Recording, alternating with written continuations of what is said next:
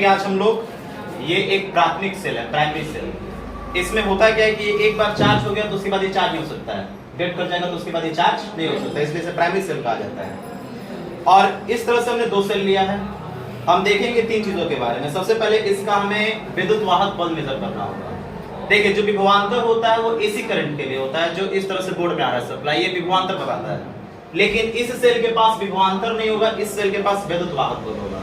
हम लोग हमारे पास दो उपकरण है, एक एमीटर है और दूसरा वोल्टमीटर है। ये एमीटर जो होगा ये बताएगा कि इससे कितनी धारा जा रही है, वोल्टमीटर ये बताएगा कि इसके सिरों के बीच का विद्युत वाहक बल कितना है। विभवांतर कन्वर्ट हो गया विद्युत वाहक बल में, यानी कि इसका हम लोग विभवांतर नहीं निकाल सकते हैं, इसका हम लोग विद्युत वाहक बल निकालेंगे।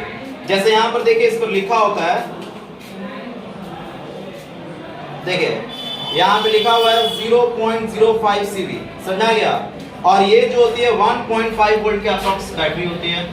यहाँ से हम लोग दोनों चीजों को मेजर करेंगे और फिर दोनों को हम लोग जोड़कर मेजर करेंगे कि जब दोनों को इस तरह से, इसका प्लस हो गया, इसका माइनस हो गया, अगर इस तरह से जोड़ेंगे तब हमारा करंट कितना आ रहा है, और अगर सिंगल रख रहे हैं तो करंट कितना आ रहा है, समझ आ रहा है। तो विद्युत वाहक बल पहले क्या है उसको देखेंगे। जैसे हमें विद्युत वाहक बल को मेजर करने के लिए हमें इसका क्या मापना होगा, विभवांतर, समझ आ रहा है।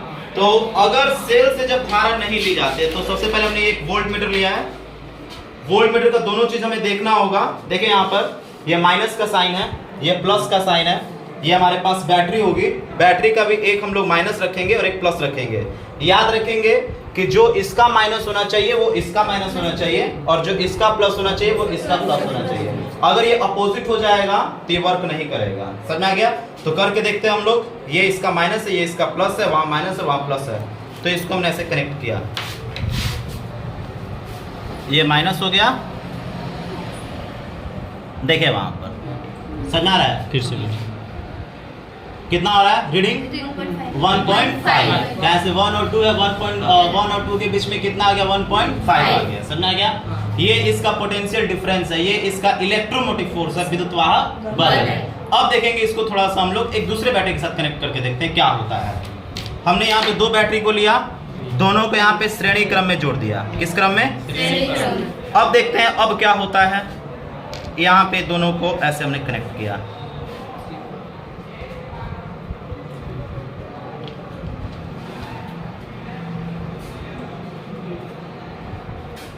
कितना आ रहा है, 3 आ रहा है ना। इसका मतलब क्या आ रहा है कि जब इसको हम सीरीज में कनेक्ट कर रहे हैं विद्युत वाहक बल क्या आ रहा है, बढ़ रहा है। जब श्रेणी क्रम में जोड़ रहे हैं इसका विद्युत वाहक बल क्या हो रहा है, बढ़ रहा है, समझ आ गया। अब नेक्स्ट केस में हम लोग देखते हैं इससे धारा का मान, कि इसके धारा के मान में क्या परिवर्तन होता है। तो सबसे पहले हमने इस सेल को लिया यहाँ पे, फिर इसका भी देखेंगे, ये माइनस है, ये प्लस है, इसका भी हमने देखा। देखें यहाँ पर साइन, ये माइनस है और ये प्लस है। डीसी करंट में ये सबसे ज्यादा इंपॉर्टेंट है कि माइनस कौन है और प्लस कौन है। एसी करंट के लिए कोई मतलब नहीं कौन माइनस है कौन प्लस है, समझ में आ गया। लेकिन यहाँ पर ये सबसे ज्यादा इंपॉर्टेंट है कौन माइनस है और कौन प्लस है। अब इसको जैसे हमने यहाँ पे सर्किट के साथ कनेक्ट किया, ये देखिए, ये देखिए आ रहा है ना, ये धारा का मान है, ये क्या है, धारा का मान। और वहां पे क्या था, विद्युत वाहक।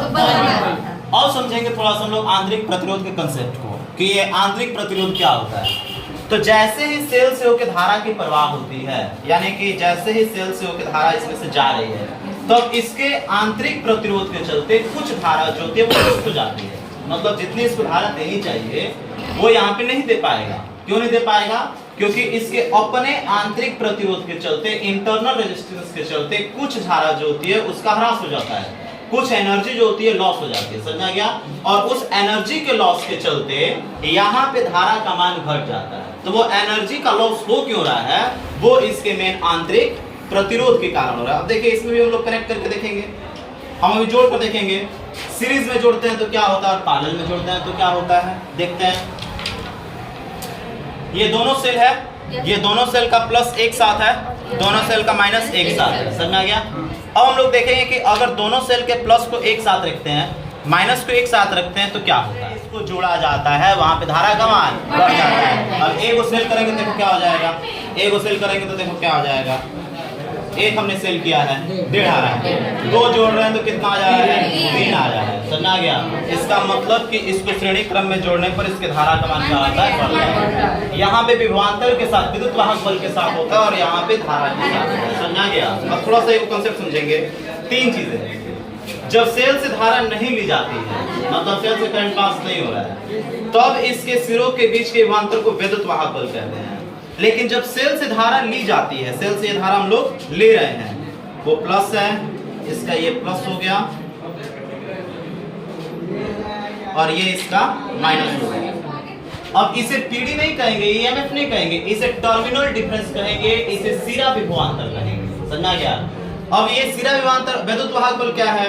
तो सेल के द्वारा एकांक आवेश को पूर्ण परिपथ में प्रवाहित करने में, यानी यहां से जा रहा है धारा, यहां से जा रहा है आवेश, यहां से जाकर यहां से कनेक्ट होकर आ रहा है, तो इस दौरान इस सेल के द्वारा जो किया गया कार्य है, उस कार्य को विद्युत वाहक बल कहते हैं। समझा रहा है? इस कार्य को विद्युत वाहक बल कहते हैं। क्या देखा हमने विद्युत वाहक बल में? संपूर्ण परिपथ में एकांक आवेश को प्रवाहित करने में सेल द्वारा किया गया कार्य सेल का विद्युत वाहक बल कहते हैं। क्लियर है? आए बढ़े? तो ये श्रेणी क्रम समूहन क्या होगा? जब एक का प्लस और दूसरे का माइनस, जब इस तरह से कनेक्ट करते हैं तो इसे श्रेणी क्रम कहेंगे।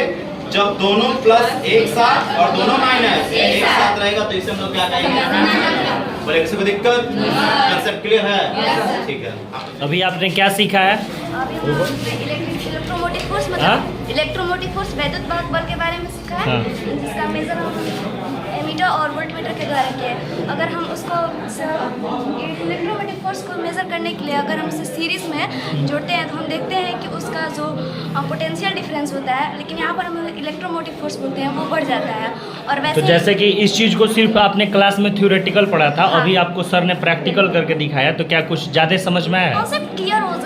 जैसे वो था कि कुछ रटना पड़ेगा या उसको याद करना था, अब था कि हमें 100% कंसेप्ट क्लियर है तो हमें याद करने की जरूरत नहीं, हम लिख सकते हैं प्रैक्टिकली।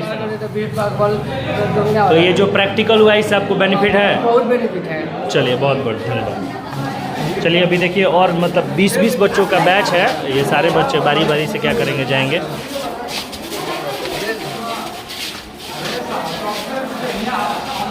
कौन सा टॉपिक आप अभी प्रैक्टिकल में करने जा रहे हैं? विद्युत सेल के बारे में विद्युत सेल के बारे में पढ़ने जा रहे हैं। ठीक है, क्या अभी आप देखने जा रहे हैं? विद्युत सेल के बारे में सर, और विद्युत विद्युत वाहक बल और विद्युत सेल के बारे में। ठीक है।